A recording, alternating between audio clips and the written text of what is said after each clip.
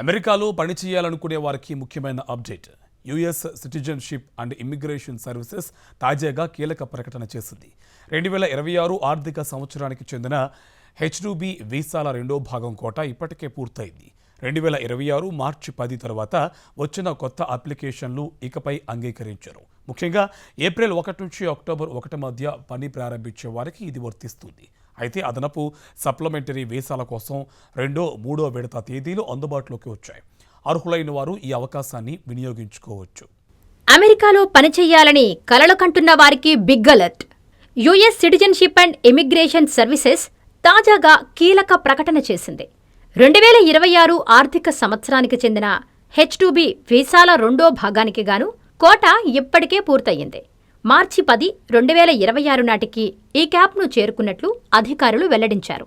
అంటే ఏప్రిల్ 1 నుంచి అక్టోబర్ 1 మధ్య ఉద్యోగ ప్రారంభ తేదీలతో కొత్తగా దరఖాస్తు చేసిన H-2B పిటిషన్లను ఇకపై స్వీకరించరు. ఆ తేదీ తర్వాత వచ్చిన అప్లికేషన్లు నేరుగా తిరస్కరించబడతాయి. H-2B వీసా తాత్కాలికంగా అమెరికాలో నాన్ అగ్రికల్చరల్ పనుల కోసం విదేశీ కార్మికులను అనుమతించే ప్రత్యేక వీసా.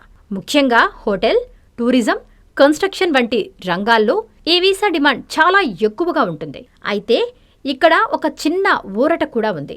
2026 ఆర్థిక సంవత్సరానికి అదనంగా ఇవ్వబోయే సప్లిమెంటరీ H-2B వీసాలకు సంబంధించిన 2, 3వ విడత ఫైలింగ్ తేదీలను కూడా ప్రకటించింది USCIS.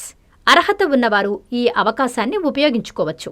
ఇంకా ఒక ముఖ్యమైన విషయం ఏంటంటే, వీసా ప్రక్రియలో ఎలాంటి మోసాలు, దుర్వినియోగం జరుగుతున్నాయనే అనుమానం ఉంటే అమెరికా పౌరులు మాత్రమే కాదు, H-2B కార్మికులు కూడా నేరుగా ఆన్లైన్ ద్వారా ఫిర్యాదు చెయ్యొచ్చు.